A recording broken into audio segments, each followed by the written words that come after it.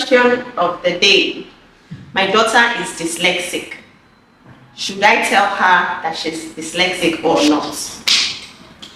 And it's a common question amongst parents with special needs children.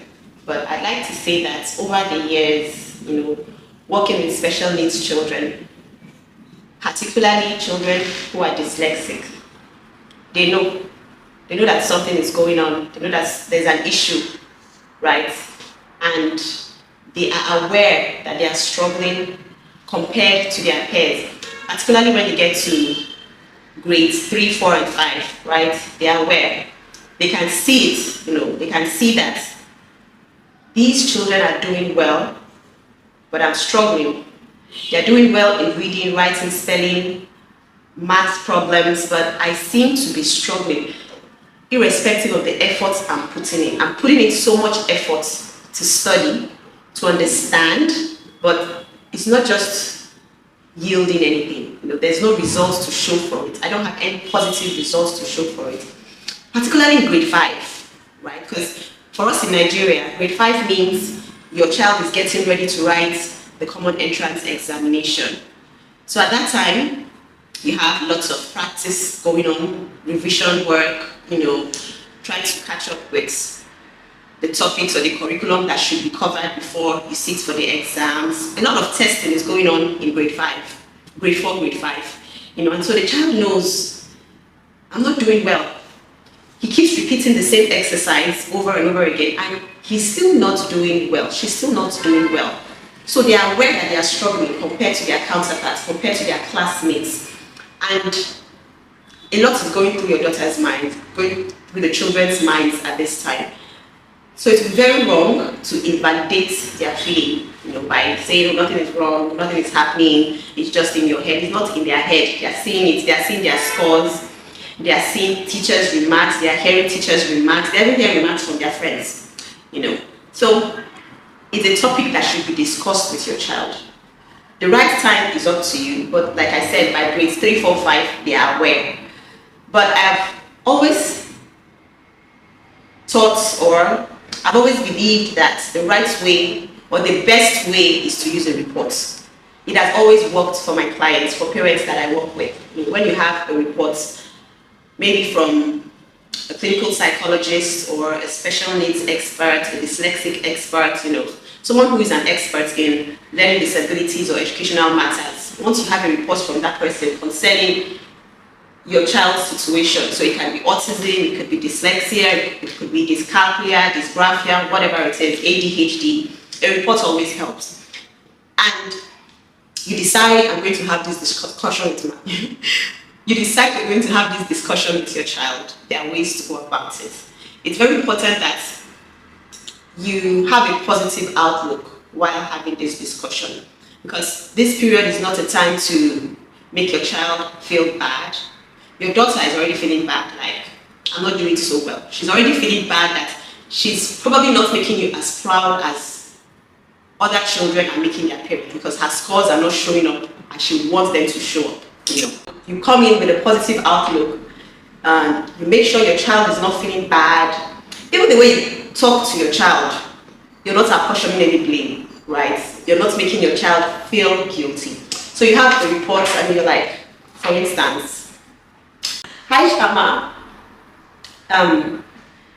we're going to have a discussion right now, okay? Maybe for about 5 minutes or more, but I know that you're aware that something is happening, right? Your learning is not going as smooth as it should, and I just found out why, but it's nothing serious. It's nothing serious at all. I have a report from this expert. Yeah, he helps children learn, or tries to help children understand how to learn, and I found out that you're dyslexic. My child goes, what's that? Oh, dyslexic means you're unique. You're specially created by God. I mean, every child is special, but God wired you specially. Like, At first I was worried, because he said you would have issues in reading, writing, spelling, following some instructions, following structured kind of simulations and all of that. But he also lets me know how extraordinary you are, how extraordinary you can be, the extraordinary things you can do, and I'm so excited for you. And Charlie, really, what's so extraordinary about not knowing how to read or write? And you go, oh, he said a lot. You might struggle to read or write, but he told me that you're very creative, you're very innovative, you can be very funny, and you're very artistic. Like, that is how your brain has been wired. Like, Shama, you are unique, you are a superstar. Like, everything he mentioned you have are skills that I wanted as a child, but I didn't get them. Well, of course I could read and write, but you're different. We just have to let your teacher know that you're different and that you learn differently, right? You don't learn like every other child because you're unique, you're special. You learn differently. So I have to also learn how you learn to help you, and your teachers also have to learn how you learn to help you. But by the time you get it right, honey, there's so much that you can do. There's so much inside of, like, you're gifted. And you see your child looking at you like, gifted.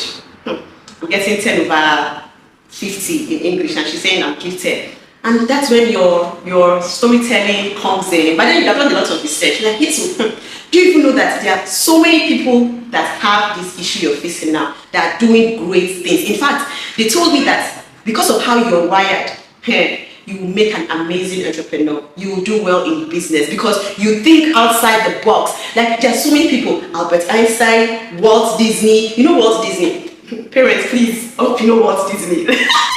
Before you talk, what make research, there are so many people that are dyslexics, and are doing very, very well. So you make your research, you give her examples of people that are doing well. So in fact, he told me that you thrive well in engineering, architecture, fashion designing, interior designing, music, art.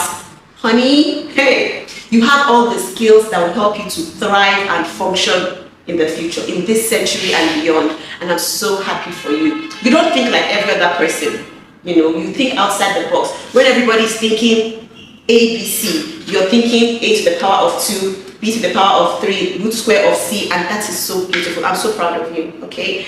I know it's difficult right now, but we'll get the hang of it, okay? I'm going to work with you, and I'll ensure your teachers are also working with you to bring out the best in you. I'm so grateful to God that, He decided to bless our family with a special child like you.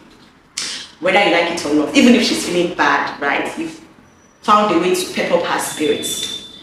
And when next is going into her classroom, she's going in with her head held high because she knows, Mommy told me that this is just a passing phase, that I'll get a hang of this and I'm off. So if you're a parent with a dyslexic, you should give yourself a pat on the back that God decided to send a special child to you because there's so much they can do, right? And you should tell your child. Your child has to face the reality of things, and he has to, grow to face the challenges that comes with being a dyslexic and walk his way through it with your support. Okay, so that's just how I feel about it. Of course, some people feel otherwise, that it might bring down the child's self-esteem, self-confidence. But again, it depends on how you put it across to the child. It depends on how you put the information across to the child. And that makes a whole lot of difference. So I think that helps, right? Thank you for listening.